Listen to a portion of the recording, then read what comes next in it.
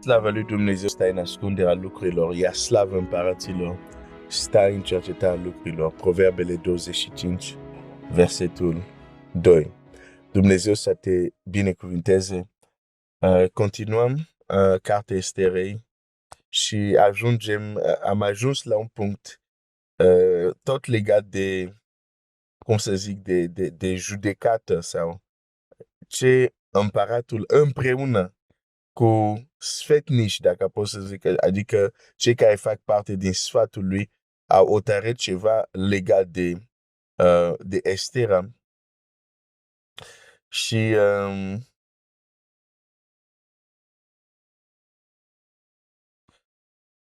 și citesc din nou ce au hotărât ei. Îți reamintesc că astăzi, la ora 6, avem ora de rugăciune.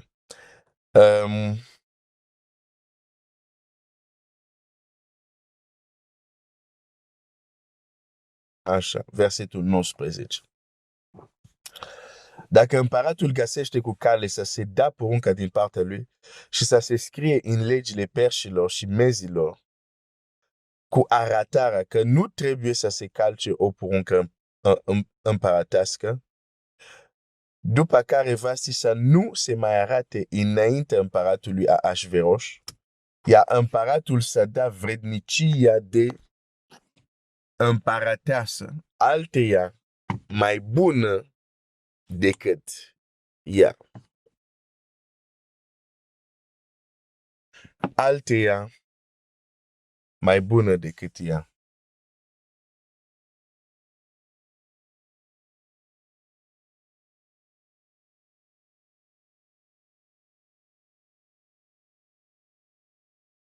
Vasti a fost împărăteasă nu știu cât timp, dar cred că a fost un anumit timp. Și s-a așezat în acea poziție și cred că nu i-a trecut prin minte că se poate lua această vrednicie și să se dea altcuiva. Să se dea alteia. Asta este un lucru care se întâmplă în împărația în care suntem. Atunci când Dumnezeu te cheamă și Dumnezeu are multe modalități de a te chema, dar cel puțin dacă nu faci, dacă nu ți astupi urechile, dacă nu ți închizi ochii, îți dai seama când Dumnezeu te cheamă. Și atunci când Dumnezeu te cheamă, sau atunci când ți se învrednițește, nu știu dacă e corect să zic așa, o anumită, să zic, poziție sau o anumită lucrare și nu faci ce trebuie să faci și disprețuiești sau neglijezi, pentru că sunt multe motive care fac să nu faci ce trebuie să faci. Ori că disprețuiești, ori că neglijezi, ori că nu ți se pare important. E foarte important să știi că în împărație unde suntem, nu doar unde o să plecăm, dar în împărație unde suntem, pentru că suntem, tot universul ăsta este împărația lui Dumnezeu, Dumnezeu este rege. Atunci când nu ai grijă, atunci când nu ai grijă de ce ai primit din partea lui Dumnezeu, se poate lua și da la altcineva. Mi-amintesc, de exemplu, de un evanghelist care a predicat Evanghelie la masă, adică vorbim de cei care predică la masă de zeci de mii. Și, de exemplu, a predicat foarte mult și în Africa. Deci se adună o mulțime care ziceai, cum o mulțime așa mare se poate aduna într-un loc? a predicat, a avut un impact extraordinar, mai ales în continentul african, deși e european. Și odată urmăream o mărturie de-a lui și spunea așa, l-a întrebat pe Domnul, a zis, Doamne, de ce eu? De ce am ajuns să fac asta? Cum am ajuns? Cum mai... Bine, nu a folosit el cuvintele, dar el cuvintele care le-a folosit a zis, Doamne, de ce eu? Dar eu, pentru mine, ca și cum zice, ok, cum mai învrednicit această lucrare pe mine? Și există oameni, uite, de exemplu, când Nicodem vine la Domnul Iisus, spune așa, Doamne, nimeni nu poate să facă ce faci tu dacă Dumnezeu nu este cu el. Parcă așa îi zice. Hai să, vreau să te arăt ceva aici.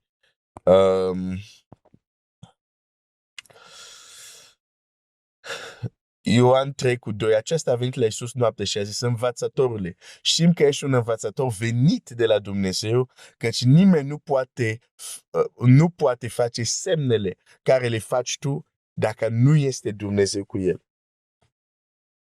Există oameni, când le vezi, știi că nimeni nu poate face ce face el dacă Dumnezeu nu e cu el. Omul ăsta se ducea și predica în zone unde mulți predicatori nu ar putea predica.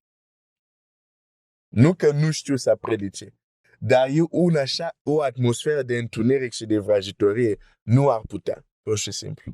Da? Dar ca el să se ducă acolo, să predice, oameni să se pocăiască, oameni să fie vindecați. Când te uiți la asta și zici, da, ca să faci ce face omul ăsta, Dumnezeu e cu el. Uneori trebuie să avem înțelepciunea lui Nicodem. Să putem vedea și să zicem, omul ăsta pentru a face ceea ce face, Dumnezeu e cu el. Dumnezeu e cu el. Deci mă întorc la mărturia lui, zice, Doamne, de ce eu? Și Domnul i-a răspuns și a zis, înaintea ta au mai fost doi, nu mai știu exact ca să nu greșesc, dar Domnul Iisus zice, înaintea ta au mai fost 2 sau 3. Dar n-au vrut să ia lucrarea aceasta, n-au vrut să plătească prețul și am ajuns la tine.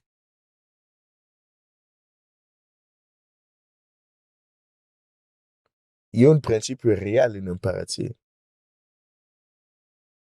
De aceea trebuie să fii foarte atent la ce se întâmplă în jurul tău.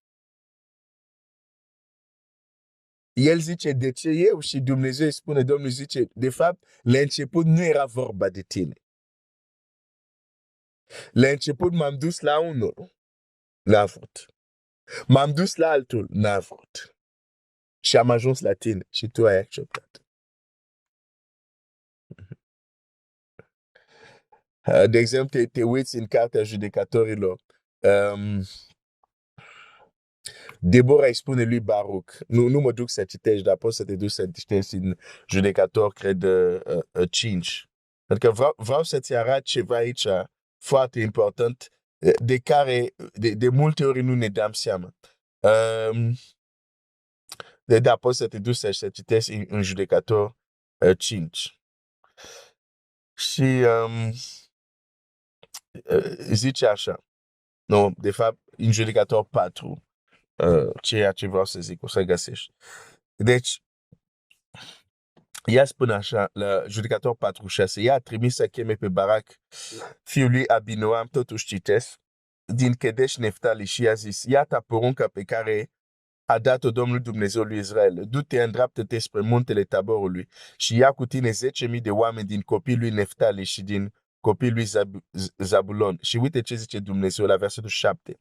Vor trage spre tine la Pirul Kishon pe Sisera, capetenia ușirii lui Labin împreună cu carele și ușirile lui și îl voi da în mâinile tale. Da? E o prorociță și ceea ce zice aici vine de la Dumnezeu. Da?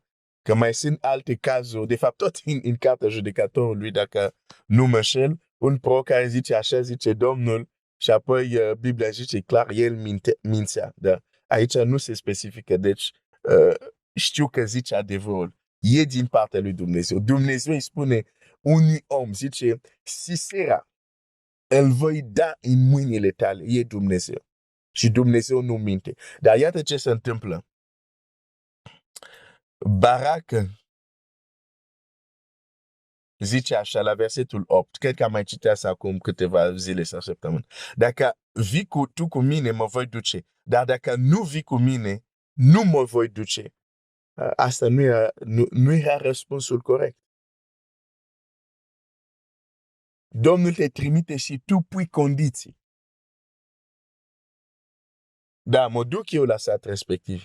Dar dam mai întâi un Rolls-Royce ca să am cu ce să ajung acolo. Dumnezeu te trimite și pui o condiție. Da, o să mă duc. Da, dacă tu vii, mă duc. Vezi, există multe modalități de a ne asculta și de a refuza chemarea lui Dumnezeu. Nu e neapărat cu nu mă duc. E cu mă duc dacă. Uneori. În fine. Dar uite acum ce se întâmplă la versetul 9. Și aș vrea că unii frați să fie foarte atenți aici.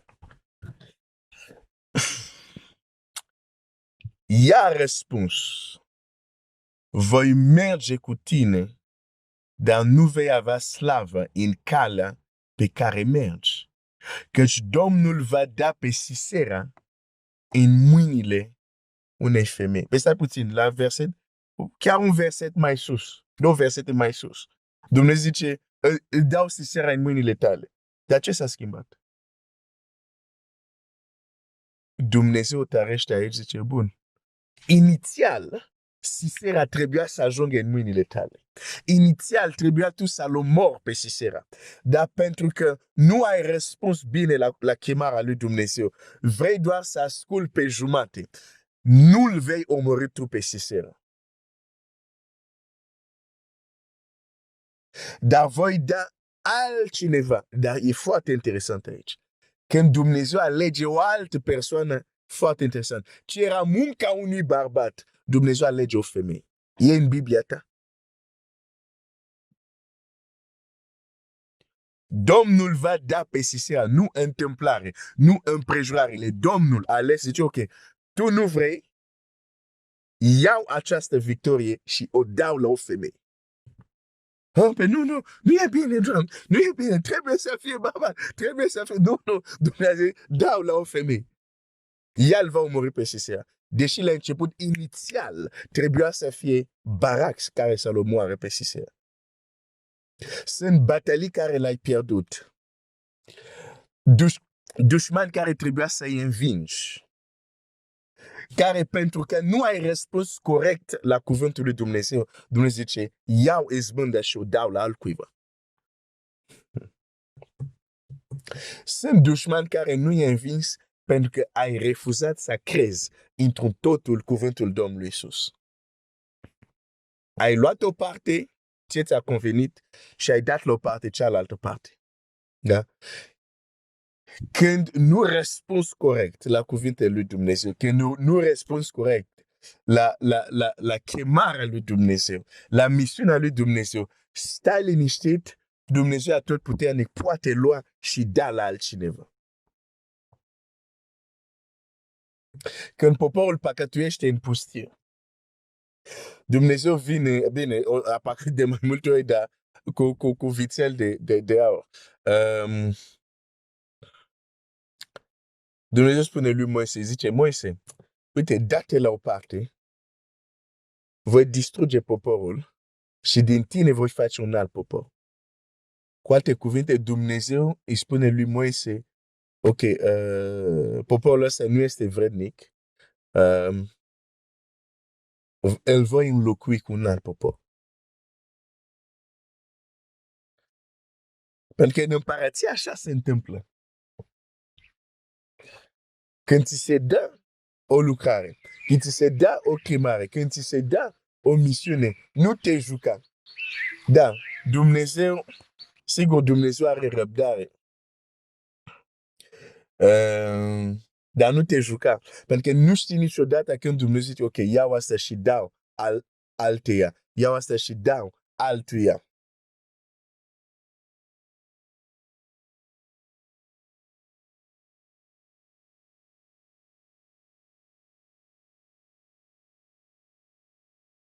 Da, Moise a mijlocit. Moise a mijlocit și Dumnezeu a primit mijlocirea lui, care, din nou, sunt cuvinte extraordinare, argumentele care le aduce Moise, dar nu zice doar iartă poporul. Vine cu niște argumente. Da? Deci, e important să realizăm și să fim conștienți, ok, de ce ne încredințează Dumnezeu ca și copii lui, în general, ce încredințare avem, ce misiune avem. Dar este și important să înțelegem în particular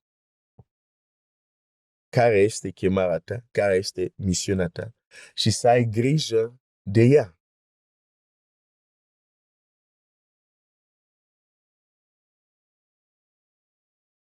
Pentru că în împărăție se întâmplă această realitate. Nu vrei să asculti. Faci capricii, faci nu știu ce, cer tot fel de condiții. Oricând Dumnezeu poate să zică, ok, iau asta și dau la altcineva.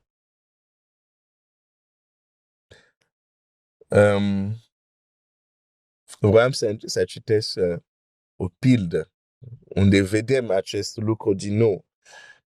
Pilda talanților, dacă pot să o numesc așa. Dar nu am timp să o citesc acum. Cu ajutorul lui Dumnezeu, mâine vom citi această pildă și o să vedem din nou același principiu, dar și cu alte aspecte care poate acum nu le vedem, dar este foarte important. Concluzia pentru azi dimineață: faci un inventar la ce ți s-a încredințat. Și să ai grijă de ce ți s-a încredințat. Dumnezeu să te binecuvânteze.